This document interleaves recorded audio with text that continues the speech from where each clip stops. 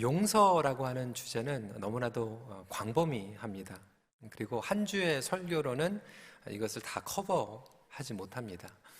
그래서 여러분들께 양해를 구하는 것은 오늘은 이 마음의 용서라고 하는 부분에 집중을 해서 말씀을 전하고자 합니다. Today's sermon title is Forgiveness from the Heart. 십자가 은혜의 클라이맥스는 용서입니다. The climax of the cross is found in forgiveness. 저와 여러분들이 이 자리에 앉아서 하나님께 예배를 드릴 수 있는 것 자체는 용서를 받았기 때문에 가능합니다. 십자가에서의 죄사함과 용서로 인하여서 저와 여러분들은 구원받았습니다. 그리고 하나님께서 우리에게 용서를 받은 만큼 또 서로에게 용서하라고 말씀하고 계십니다. 저희가 용서를 해야 된다고 하는 것은 머리로 그리고 성경 지식으로 알고 있습니다. 그럼에도 불구하고 사실 진심으로 마음에서 우러나는 용서를 하는 것은 어렵습니다. 아니, 인간의 힘으로는 불가능합니다. 우리에게 받은 상처가 크기 때문에 그렇습니다. 누군가를 사랑하고 또 믿었다면 그 사랑하고 믿은 것만큼 상처는 더 크게 깊게 다가옵니다. 실망감, 쉽게 잊을 수 없습니다. 그래서 쉽게 용서하라고 얘기하는 것이 사실 어떻게 보면 폭력입니다. 용서를 우리는 강요할 수 없습니다. 주위에 가까운 사람, 가족, 심지어는 교회, 그리고 친구에게 받은 상처는 그렇게 쉽게 해결되지 않습니다. 그리고 여전히 신앙생활을 하면서도 우리 마음 가운데 미워하는 사람이 나름대로 있습니다. 여러분, 저만 그럴까요? 혹시 이 중에서 나는 미워하는 사람은 정말 아무도 없다라고 생각하시는 분은 손을 한번 들어보세요.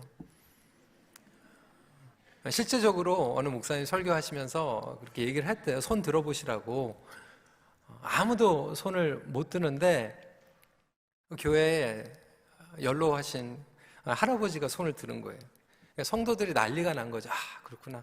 나이가 저렇게 들면 성숙해지는구나. 우리도 희망이 있겠다. 그리고 이제 얘기하는데 그 할아버지가 고백을 하는 거죠. 되게 많았는데 다 죽었대요. 그러니까 우리 마음 가운데 미워하는 사람이 없다라고 하는 것은 불가능하죠. 그렇다면 진정한 용서는 과연 가능할까? 그럼에도 왜 우리는 여전히 용서해야 될까? 용서를 해야 되는 것을 우리는 알면서도 왜 이렇게 어려울까? 그리고 용서를 한다면 어떻게 용서할 수 있을까?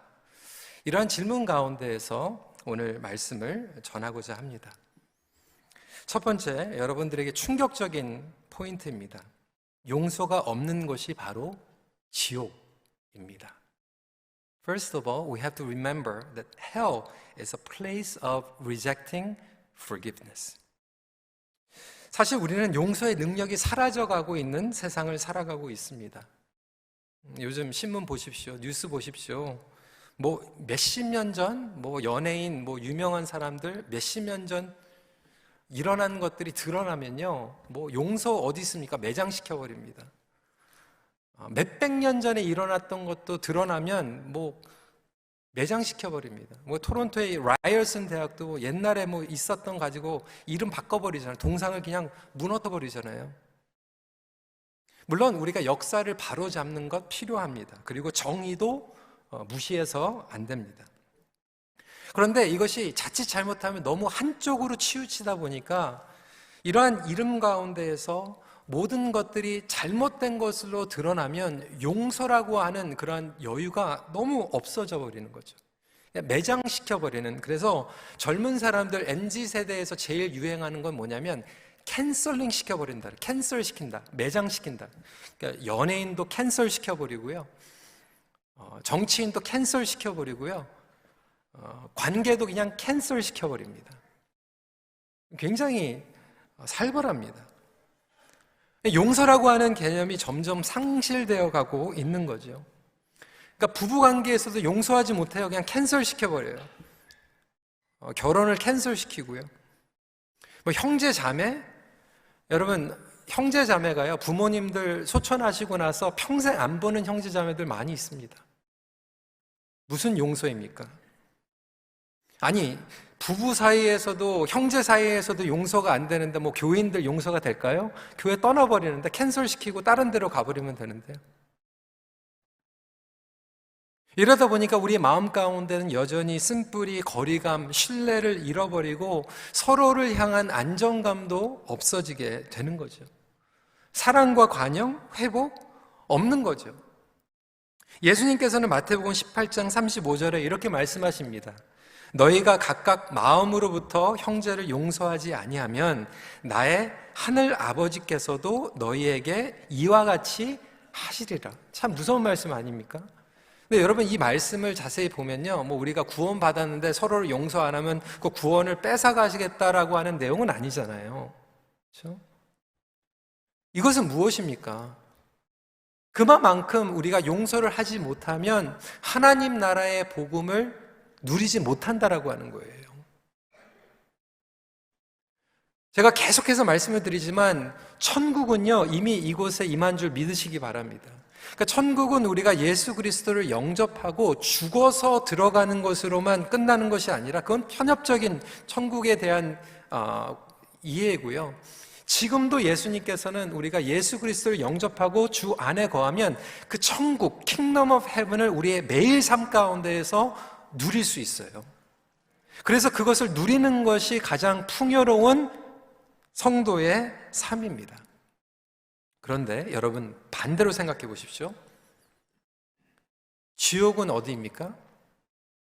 물론 우리가 죽어서 예수 그리스도를 영접하지 않고, 지옥이라고 하는 것은 뭐냐면 영원히 더 이상 용서의 기회가 없는 곳이에요. 다시 말해서 용서가 없는 곳이 지옥입니다. 그래서 예수 그리스도를 영접했지만 우리의 삶 가운데에서 성령 충만함을 받지 못하고 누군가를 싫어하고 용서하지 못하며 살아가면 매일 삶 가운데에서 우리는 지옥과 같은 삶을 살아가는 거예요. 그러니까 천국과 같은 삶을 살아갈 수도 있고 지옥과 같은 삶을 살아갈 수도 있습니다. 여러분은 지금 천국을 누리고 있습니까? 지옥과 같은 삶을 살아가고 있습니까? 그러니까 사단은 그거를 원하는 거예요. 우리에게 이 땅을 살아가면서 지옥과 같은 삶을 살아가게 거짓말하는 거예요. 용서받지도 못하고 용서하지도 못하게 살아가는 거죠. 왜? 용서를 경험하면 회복이 일어나거든요. 저와 여러분들에게 용서가 없으면 회개도 없어요. 용서가 없는데 무슨 회개가 있습니까? 근데 회개가 없으면 구원이 없잖아요.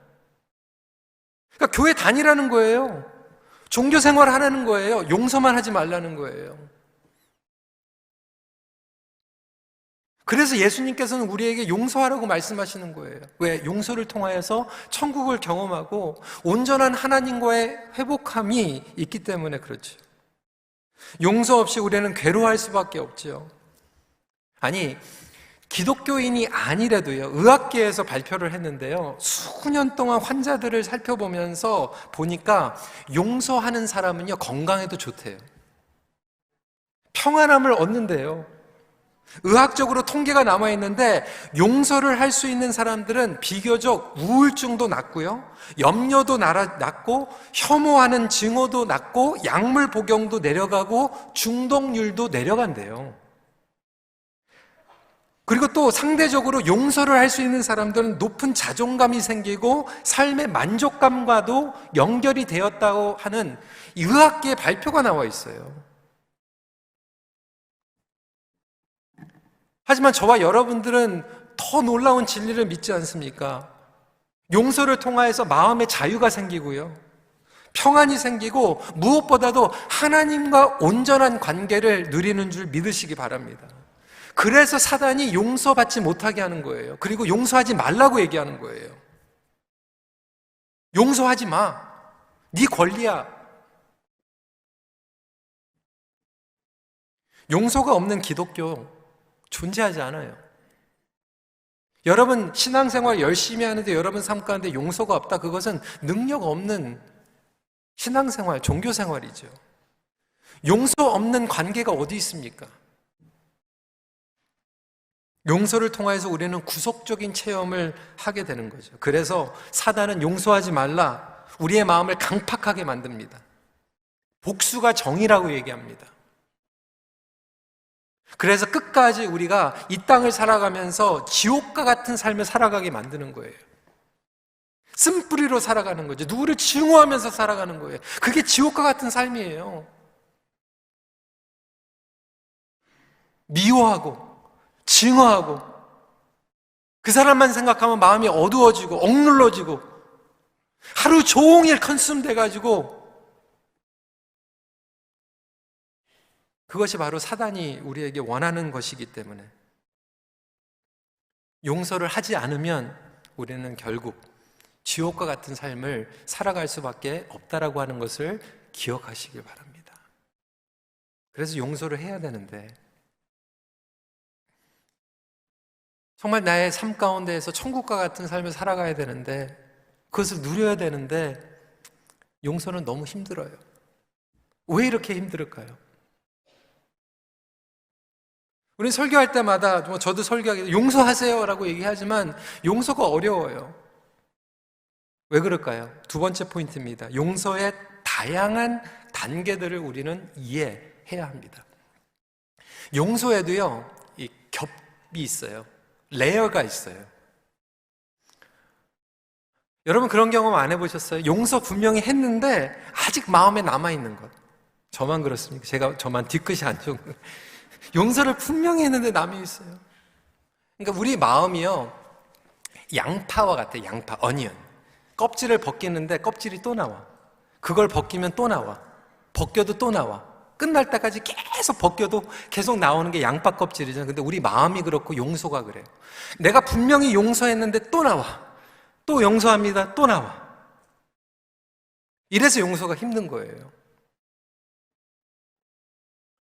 용서에 대한 여러 책들을 읽다가 기독교 신앙도 읽었지만 이번에 준비하면서 하버드 메디컬 스쿨에서 나온 이 용서에 대한 아티클을 읽게 되었는데, 이 하버드 메디컬 스쿨에서 용서에 대해서 이 두 가지 양면을 얘기를 하고 있더라고요. 첫 번째로는 decisional forgiveness예요. 결단적인 용서. 그리고 두 번째 측면은 뭐냐면 emotional forgiveness라고 이야기를 합니다. 이거 다른 측면이죠. 그래서 결단적인 용서라고 하는 것은 예를 들어 이거예요. 누가 나에게 상처를 줬다, 해코지를 했다 그러면 그 사람을 미워하잖아요. 가다가 사고 나라, 아니면 잘 안 되라, 뭐 회사에서 뭐 잘려라, 뭐 이런 식으로 뭐 이렇게 나쁜 것, 뭐 심판, 뭐 저주를 우리가 부을 때가 있지만, 결단적인 용서는 뭐냐면 더 이상 그냥 그렇게는 기도 안 하는 거예요. 그냥 하나님 그냥 불쌍하니까 봐주세요. 이 결단적인 용서는 사실 이것도 어렵지만 그래도 보통 사람들이 할 수 있다는 거예요. 우리가 노력을 하면 할 수 있다는 거예요. 그런데 정말로 어려운 건 뭐냐면 emotional forgiveness라고 하는, 감정적인, 그리고 마음에서 우러나는 용서라고 하는 것이죠. 그래서 결단적으로 머리로는 내가 결단을 하고 용서를 분명히 했는데 아직도 이 마음에 남겨져 있는 거예요. 그런 비슷한 사람의 얼굴을 봐도 막 탁 나오고요. 비슷한 상황이 일어나도 불쑥불쑥 마음에서 뛰쳐나오고요. 어떤 것이 트리거가 되면 이 마음 가운데서 계속해서 나오는 거예요. 그래서 분명히 내가 옛날에 용서했는데 다시 내 마음 가운데에서 막 나오는 거죠.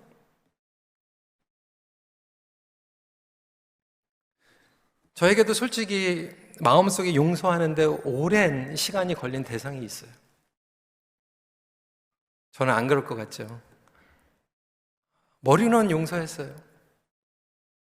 축복의 기도를 했어요. 근데 오래 걸리더라고요. 제가 예전에 LA에 있을 때 인턴십을 하면서 정말 행복하게 교회 섬겼던 기억이 납니다. 근데 교회에 어려움이 생겼는데요.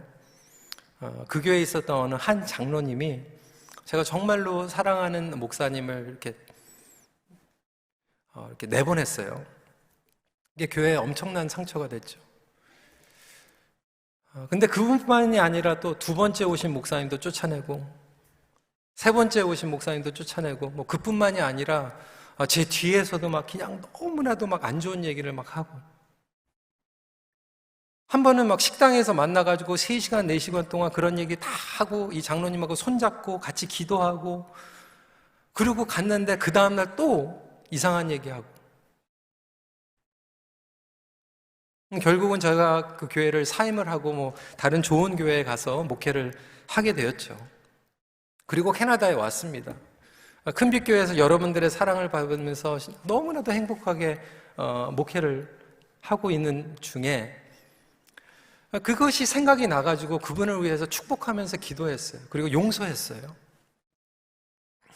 근데 10년 전에요, 저희 가족들이 베케이션, 그래서 LA 갔어요. LA 가가지고 한국 식당에 가가지고 식사를 하는데 딱 그 식당에 그분이 딱 들어오는 거예요. 근데 제 마음 가운데 그냥 막 이렇게 막 이상한 느낌이. 그런데 제가 들었어요. 그분이 신학교에 가가지고 목사가 됐대요. 어느 교회 담임 목회를 한대요. 근데 제 마음 가운데 너무 불편하고 막 미묘하고 막 이런 것들이 막 흙탕물 같이 막 나오는 거예요. 내가 이거밖에 안 되나? 내가 분명히 용서했는데?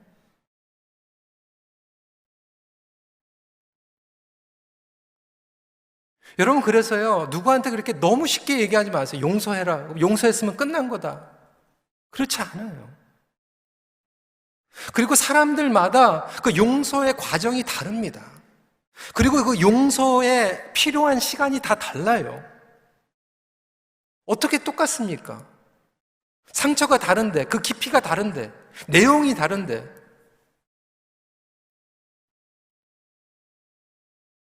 오늘 2절과 3절 말씀에 이렇게 설명하고 있죠. 모든 겸손과 온유로 하며 오래 참음으로 사랑 가운데 서로 용납하고 평안에 매는 줄로 성령이 하나 되게 하신 것을 힘써 지키라. 용납한다라고 하는 것은 우리에게 잘못한 사람만 용납하는 것이 아니라 사실 우리 자신도 서로 다른 것을 용납할 필요가 있어요. 다르다라고 하는 거예요.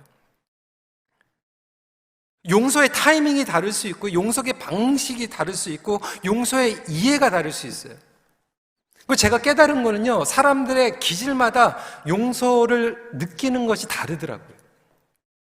예를 들어서 기질이 다른 있잖아요. 그래서 가디언, 이 컨크리트, 그러니까 좀 되게 룰 베이스 성도님들, 우리 교회도 많이 계시죠. 사실 교회의 절반 이상은 이 컨크리트, 룰 베이스 성도들이 많이 있거든요. 그런데 이분들이 용서할 수 있는 그 기본의 뭔가 필요한 건 뭐냐면 공식적으로 사과하는 게 굉장히 중요합니다. proper apology가 굉장히 중요해요. 그 사람이 나에게 공식적으로 사과했는가 안 했는가. 그러니까 공식적으로 사과하지 않으면 용서 못하는 거죠.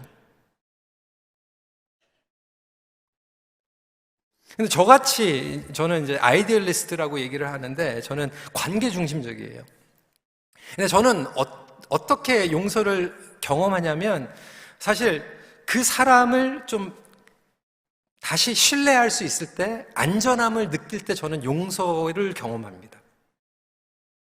그러니까 공식적으로 사과를 해도요, 그게 진실되지 않고 제가 불안하고 믿을 수 없다 그러면 마음 가운데 이렇게 바로 용서가 되지는 않아요. 제 아내 같은 경우에는 굉장히 논리적인 사람이거든요. 그래서 제 아내 같은 경우에는 어느 때 용서가 가능하냐면 머리에 이해가 돼야지 용서가 돼요. 그러니까 사람마다 다 다른 거예요. 여러분은 어떻게 하시겠어요? 누구는 여러분들에게 사과 안 할 거예요. 끝까지 사과 안 하는 사람들 많습니다. 사과하라고 얘기하면 오히려 막 뒤집어 엎어요. 더 공격합니다. 막 더블 다운이라고 얘기하거든요. 그런 사람들에게는 공식적인 사과를 요구할 수도 없어요. 그럼 어떻게 하실 거예요? 그러면 여러분은 영원히 지옥과 같은 삶을 살아가야 됩니까? 어떤 관계는 회복도 안 돼요. 그리고 모든 용서가 회복이라고 하는 전제로 용서할 필요도 없어요. 나중에 여러분 싫다고 뭐 배신하고 도망간 남자친구 용서했다고 해가지고 다시 같이 뭐 있을 거예요? 어떻게 결혼할 거예요? 어떻게 할 거예요? 그건 회복이 아닙니다. 예전에 있었던 공동체에서 상처를 준 그 사람을 용서했다고 해서 굳이 또 그곳으로 다시 돌아갈 필요는 없거든요.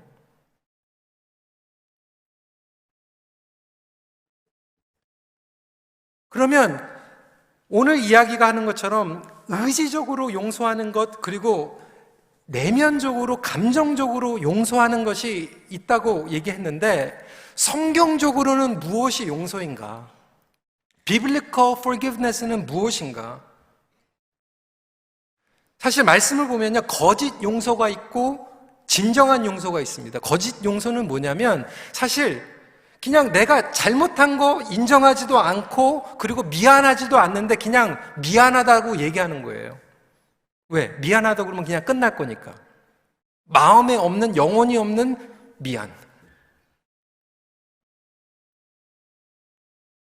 저도 예전에 자라면서 그랬거든요. 저희 어머니가 화가 나면 이렇게 혼나잖아요. 근데 잘못했어요 그러면 저희 어머니는 그냥 딱 야단 안 치시거든요. 그래서 잘못 안 한 것 같은데도 그냥 미안해요, 잘못했어요, 그냥 그랬어요. 끝나니까. 학교에서도 뭐 선생님한테 너무 이거 뭐 불공평한데 그냥 잘못했어요 그러면 끝나는 거잖아요. 그러니까 하나님 앞에서도 사실 그냥 진정한 회개가 없이 하나님 잘못했어요, 저 살려주세요 얘기할 수 있어요. 그런데 그런 거짓 용서는 사실 영적으로 관계적으로 파괴적입니다. 성경이 이야기하고 있는 진정한 용서에는 세 가지가 있습니다. 첫 번째로 뭐냐면 진리와 진실에 거한 용서예요. 하나님 말씀과 어긋나 있기 때문에, 그리고 하나님의 기준과 뜻에 어긋나 있기 때문에 그것을 깨닫고 그것에 동의하며 하나님 앞에 나아가는 것이죠. 그래서 진리와 진실에 거한 용서입니다. 그때 비로소 우리는 진정한 회개와 고백을 할 수 있습니다. 진정한 회개와 고백으로 나아갈 때 하나님께서 희생하셨죠. 어떤 희생입니까? 독생자 예수 그리스도를 우리에게 보내주셔서 예수님께서 십자가에 죽으심으로 말미암아 거룩한 희생으로 저와 여러분들이 용서받은 줄 믿으시기 바랍니다. 그래서 용서를 한다라고 하는 것은 진실을 왜곡돼 가지고 용서를 하는 게, 그 진실을 기초로 회개할 때 희생은 결국 내가 희생해야죠. 내가 부인해야죠. 내가 양보해야죠. 누군가가 희생하고 양보하지 않으면 용서는 이루어질 수가 없어요. 하지만 중요한 것은 이런 여러 가지 겹과 레벨이 있음에도 불구하고 가장 중요한 것은 먼저 결단적으로, 의지적으로 우리가 용서를 해야만 합니다. 그때 성령님께서 테이크오버 하셔가지고 우리의 마음 가운데 역사하시고 성령님께서 우리에게 회복을 주시면 그 성령님의 타이밍 가운데에서 점점 우리의 마음이 성화가 돼서 마음에서 우러나는 용서도 나중에는 가능케 되는 줄 믿으시기 바랍니다. 이게 성화예요. 그러니까 여러분, 구원도 마찬가지 아닙니까? 구원은 어떻게 이루어집니까? 칭의. 무엇입니까? 우리가 죄인이지만 예수 그리스도를 영접하는 거예요. 죄인이지만. 그리고 주님을 모시는 거예요. 그러면 주님께서 우리를 자녀 삼으시고 죄인인데 의인으로 삼아주십니다. 하지만 완벽한 의인은 아니에요. 성화의 과정을 통해서 우리가 칭의를 얻었지만 성화의 과정을 통해서 하나님의 자녀와 같이 변하는 거예요. 용서도 마찬가지예요. 칭의가 있고 성화가 있는 거예요. 용서가 첫 번째는 결단적으로 내가 그냥 선포하는 거예요. 하나님, 나는 용서할 수 없지만 하나님의 능력 가운데 복음의 능력으로 용서하길 원합니다. 결단하는 거예요. 그러면 그 다음부터 성령님께서 우리 안에서 역사하기 시작하셔서 조금씩 양파가 벗겨지는 것 같지만 용서하기 시작하고, 내 마음 가운데 여전히 증오가 남아있을 수 있고 미움이 남아있을 수 있고 앙금이 남아있을 수 있지만 매일매일 성화되는 가운데서 마음도 조금씩 용서를 경험하게 됩니다. 이것을 경험할 수 있는 저와 여러분들이 되시길 간절히 기도합니다. 물론 우리가 기억하고 싶지 않은 트라우마가 있을 수도 있겠죠. 그렇게 심각한 것은 정말 오래 걸릴 거예요. 아니, 평생 걸릴 수도 있어요. 어제 천국과 같이 승리했다가 오늘 또 넘어질 수도 있잖아요. 오늘 지옥과 같은 삶을 살아갈 수 있잖아요. 회복이 안 될지라도, 그 사람이 잘못을 인정하지 않을지라도 여러분 마음 가운데 결단하며 의지적으로 나아갈 때 성령님께서 그 이해를 해주신다라고 하는 것을 기억하십시오. 어떤 분들은 그래서요, 마음에 이 용서가 해결이 안 되겠다면 용서 안 해요. 근데 여러분, 그러면 평생 용서 못 합니다. 이런 거예요. 내가 거룩해질 때까지 교회 안 나가겠다. 내가 거룩해질 때까지 예수님을 영접 못 하겠다. 그럼 여러분 평생 예수님 영접 못 하는 거예요. 평생 교회 못 나오는 거예요. 마찬가지로 내가 마음에 다 찌꺼기까지 해결될 때까지 난 용서 못 하겠다 그러면 용서 못 하는 거예요.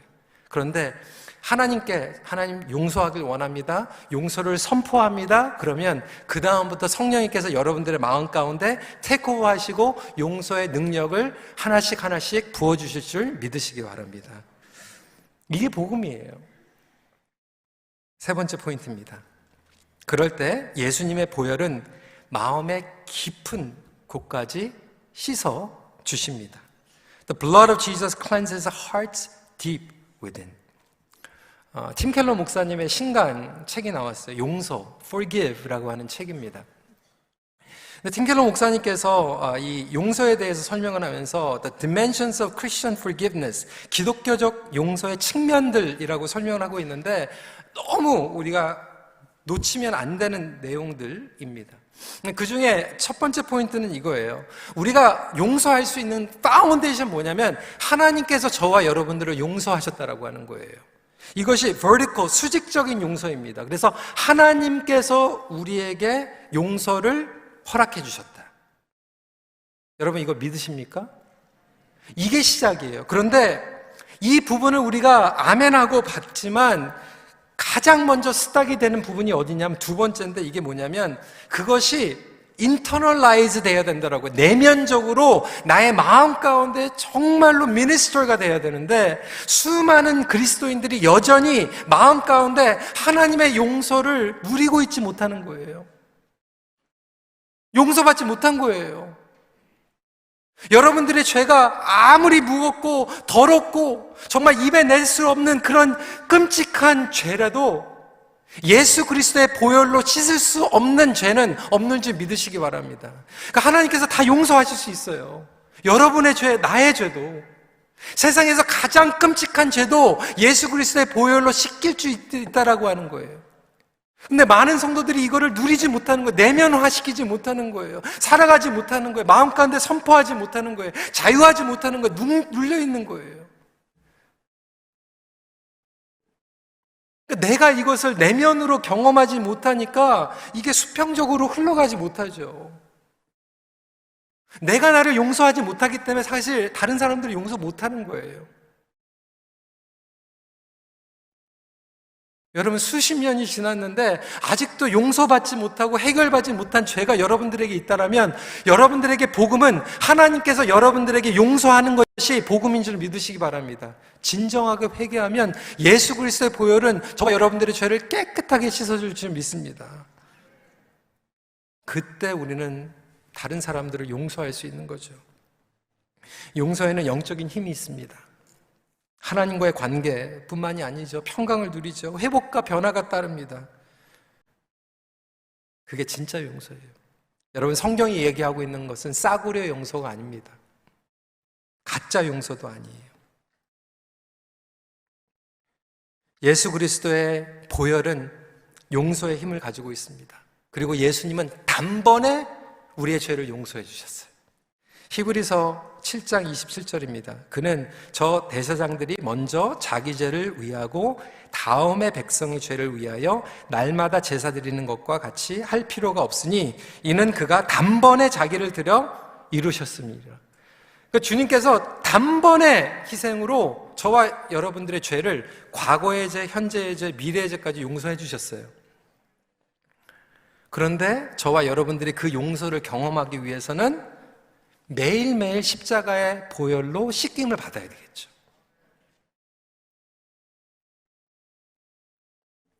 여러분들이 알기도 전에 단번에 예수님께서 용서해 주셨고요. 여러분이 모르고 진 죄도 예수님께서 용서해 주셨어요. 그런데 예배 때 우리가 중요한 게 뭐냐면 예배 때 계속 회개를 함으로 말미암아 그 용서의 능력을 매일 경험하는 거예요. 매일 씻김을 받는 거예요. 성찬의 개념도 마찬가지입니다.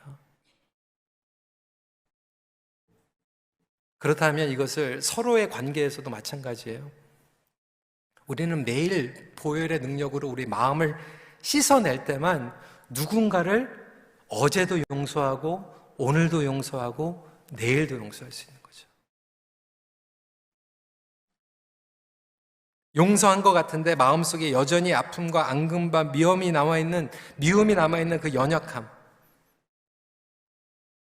하나님의 말씀은 우리의 생각을 교정시킵니다. 예수 그리스도의 보혈은 우리의 마음을 씻겨줍니다. 이게 두 가지가 다 필요한 거예요. 하나님의 말씀은 우리의 생각을 교정시키고 예수 그리스도의 보혈은 우리의 마음을 깊이 씻어주고, 이때에 온전히 우리는 영원한 천국에 들어갈 때까지 용서에 대해서 갈등하고 씨름하지만 그 가운데에서도 승리하며 극복하며 서로를 용서하는 열매들을 우리의 삶 가운데 맺게 될 줄 믿으시기 바랍니다. 이것이 바로 보혈의 능력입니다. 여러분, 보혈의 능력으로 여러분들을 초청합니다. 여러분 마음 가운데 아직 남아 있습니까? 기다리지 마십시오. 주님 앞에 결단하십시오. 그리고 용서를 선포하십시오. 그러면 오랜 시간이 걸릴지라도 예수 그리스도께서 여러분 마음 가운데 역사하기 시작하고 정화시키고 그리고 정결케 하실 뿐만이 아니라 다른 사람들을 용서할 수 있도록 성령님께서 도와주실 것입니다. 말씀을 마칩니다. 용서는 우리의 마음을 치료하는 가장 위대한 치료제입니다.